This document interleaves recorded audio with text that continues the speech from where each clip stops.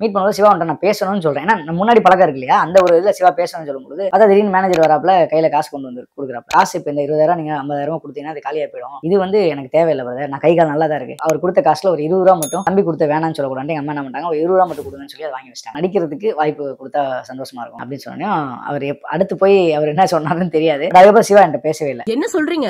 Sivakarthikeyan அசிங்கப்பட்டுட்டாரா? Vijay TV பிரபலம் வேதனையா சொல்லியிருக்காங்களா? இத நான் சொல்லல, ப்ளூ சட் தான் சொன்னாரு. அத பத்தி இந்த வீடியோல நம்ம இப்போ முழுமையா பார்க்கலாம். தமிழ்ல இன்னைக்கு முன்னணி ஹீரோவா படம் வந்துட்டு இருக்க ஒரு பர்சன் அப்படின்னா சிவகார்த்திகேயனும் ஒருத்தருங்க தான். விஜய் டிவில கடக்க போவது யாரு, ஜோடி நம்பர் 1 இப்படிங்கிற நிகழ்ச்சியில எல்லாம் பங்கு பெற்று அதுக்கப்புறம் வந்து சினிஃபில்ம்ல கால் எடுத்து வச்சாரு. இப்ப கூட ஒர்க் பண்ண நெல்சன் அப்படிங்கிறவரு இன்னைக்கு லீடிங் டைரக்டரா இருந்துட்டு இருக்காரு. இப்படி இருக்கும் பொழுது சிவகார்த்திகேயன் பத்தி ஒருத்தர் ஒரு விஷயத்தை ஷேர் பண்ணிருக்காரு. இன்னைக்கு நல்ல செட்டிலான ஒரு பர்சன் அப்படின்னு நமக்கு நல்லாவே தெரியும். சிவகார்த்திகேயனோட ரொம்ப நெருக்கமா நடிச்ச ஒரு பர்சன் தான். அடிக்கடி தன்னோட படத்துல வந்து நடிக்க வைப்பாரு, அழகு பாப்பாரு. இதெல்லாம் வச்சுட்டு தான் அவர்கிட்ட ஹெல்ப் கேட்கலாம் அப்படின்னு போகும்போது என்ன அசிங்கப்படுத்திட்டாரு அப்படின்னு சொன்னது யாருன்னா நடிகர் பிளாக் பாண்டி அவர்கள் தான். நம்ம எல்லாருக்குமே தெரியும் பிளாக் பாண்டியை பொறுத்த வரைக்கும் விஜய் டிவில வந்து டெலிகாஸ்ட் ஆன கனா காணும் காலங்கள் சீரியல்ல இருந்து ஜோடி நம்பர் 1 ஷோ இந்த மாதிரி எல்லாம் நிறைய ஷோல வந்து அவர் வந்திருந்தாரு. அதுக்கப்புறம் அவருக்கு பட வாய்ப்பு கிடைச்சிச்சு. அங்காடி தெரு, ஜில்லா, அப்புறம் வேலாயுதம், பூஜை உள்பட படத்துல வந்து காமெடியன் கேரக்டர்ல நடிச்சு நல்ல ஒரு இடத்துலயுமே இருந்தாரு. தற்போது பட வாய்ப்புகள் இல்லாம அவர் கஷ்டப்பட்டு இருக்கிறது நம்ம எல்லாருக்குமே தெரியும். அதனால ஒரு ஃபங்க்ஷன்ல வந்து சிவகார்த்திகேயன் அவர்களை பார்த்திருந்திருக்காரு. அப்ப என்ன பண்ணாரு அப்படின்னு கேட்டா சிவா கிட்ட போயிட்டு, சிவா கொஞ்ச நேரம் உங்ககிட்ட பேசணும் அப்படின்னு சொல்லும் பொழுது அதை கொஞ்சம் கூட கன்சிடர் பண்ணாம பார்த்தும் பார்க்காத மாதிரியே இவர் போயிருந்திருக்காரு. அதுக்கப்புறம் சிவா என்ன பண்ணிருக்காருன்னா அவரோட மேனேஜர் கிட்ட கொஞ்சம் பணத்தை கொடுத்து பாண்டி கிட்ட கொடுங்க அப்படிங்கிற மாதிரி சொல்லியிருந்திருக்காரு. இதை கேட்டோன்னே அவருக்கு ரொம்ப கஷ்டமாயிடுச்சு. அவங்க மேனேஜர் வந்து பணம் கொடுக்கும் பொழுது இவர் ரொம்பவே மனவேதனை பட்டாரா. நான் வந்து நீங்க நடிக்கிற படத்துல ஒரு வாய்ப்பு கொடுக்க மாட்டீங்களா அப்படிங்கிற மாதிரி தான் நான் கேட்கலான்னு இருந்தேன். எனக்கு கை இருக்கு, கால் இருக்கு, நான் ரொம்ப நல்லா தான் இருக்கேன். அப்படி இருக்கும் பொழுது எனக்கு பணம் கொடுத்திருந்திருக்காரு. இது எதுக்கு கொடுத்தாரு அப்படின்னு தெரியல. அது மட்டும் இல்லாம